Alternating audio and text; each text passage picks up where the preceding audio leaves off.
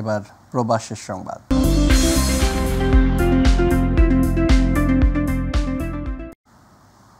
ওমানস্থ Bangladesh social ক্লাবের উদ্যোগে আল সোয়াদিয়া water পার্কে জমকালো বৈশাখী মেলা অনুষ্ঠিত হয়েছে। অনুষ্ঠানে সভাপতিত্ব করেন সোশ্যাল ক্লাবের চেয়ারম্যান সিরাজুল হক। অনুষ্ঠানে প্রধান অতিথি ছিলেন ওমানস্থ বাংলাদেশ দূতাবাসের রাষ্ট্রদূত রিয়ার অ্যাডমিরাল খন্দকার মিসবাউল আজিম। অনুষ্ঠানে আরও উপস্থিত ছিলেন দূতাবাসের লেবার কাউন্সিল জনাব রফিকুল্লাহ। অনুষ্ঠানে উপস্থাপনা করেছেন ডাক্তার জান্নাতুল নাইম জুই। আরও উপস্থিত ছিলেন সোশ্যাল ক্লাবের সাধারণ সম্পাদক MN আমিন, ক্লাবের ভাইস চেয়ারম্যান রেজাউল করিম। আর উপস্থিত ছিলেন সহসভাপতি জনাব আজিমুল হক বাবুল। আর উপস্থিত হয়েছে ওমানের বিভিন্ন অঞ্চল থেকে আগত বাংলাদেশি প্রবাসীরা।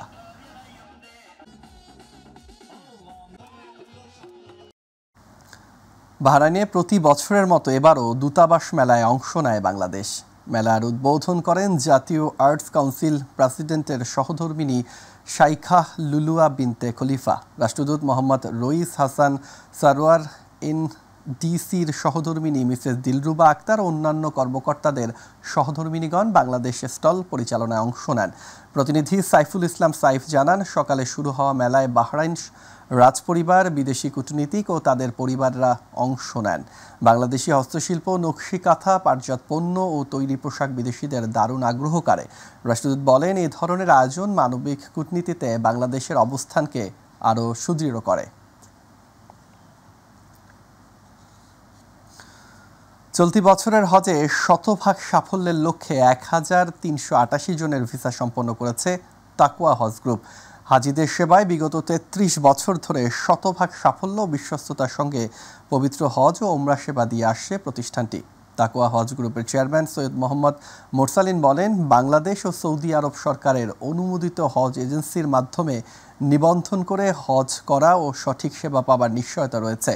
এ সময় সরকারের অনুমোদনহীন হজ এজেন্সির কিংবা কোনো ট্রাভেল এজেন্সির মাধ্যমে নিবন্ধন বা লেনদেন না করার অনুরোধ জানান তিনি।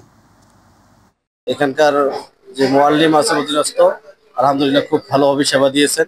আমরা আজকে তাকওয়া হজ গ্রুপের 132 জনের একটা কাফেলা নিয়ে আমরা এই মুহূর্তে আসছি। সৌদি আরবে এই বছর অনেক নিয়ম কানুনের ভিতরে আমাদেরকে চলতে হচ্ছে।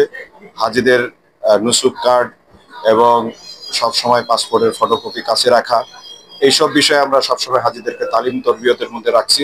আলহামদুলিল্লাহ প্রথম থেকে সেবার মান খুবই ভালো ছিল। হাজি সাহেবরা সবাই সুস্থ আছে, সবাই সহি সালামতে এসে মক্কায় আজকে পৌঁছেছে। জালালাবাদ অ্যাসোসিয়েশন কুয়েতের সাবেক উপদেষ্টা, কুয়েতে বাংলাদেশি কমিউনিটির জ্যেষ্ঠ নেতা আজাদ মিয়া মেম্বারের মৃত্যুতে দোয়া ও মিলাদ মাহফিল অনুষ্ঠিত হয়েছে। কুয়েত প্রতিনিধি আলামিন রানা জানান, কুয়েত সিটির একটি হোটেলে সংগঠনের সভাপতি আব্দুল হাই মামুনের সভাপতিত্বে সাধারণ সম্পাদক মুরাদুল হক চৌধুরীর সঞ্চালনায় দোয়া মাহফিলে অতিথি হিসেবে উপস্থিত ছিলেন সংগঠনের উপদেষ্টা মোহাম্মদ আকবর হোসেন, আলী। এছাড়া অনুষ্ঠানে প্রয়াত আজাদ মিয়া মেম্বারের বিভিন্ন কর্মকাণ্ডের ভূয়সী প্রশংসা করে বক্তব্য রাখেন সংগঠনের সহসভাপতি সুরুক মিয়া, যুগ্ম সাধারণ সম্পাদক জুবেদ মিজানুর রহমান, আহাত আম্বিয়া খোকন সহ রাজনৈতিক, সামাজিক ও কুয়েত কমিউনিটির শীর্ষস্থানীয় নেতৃবৃন্দ উপস্থিত ছিলেন। সবশেষ মরহুমার বিদেহী আত্মার মাগফিরাত কামনায় মোনাজাত করেন মাওলানা কাউসার আহমেদ সেলিম।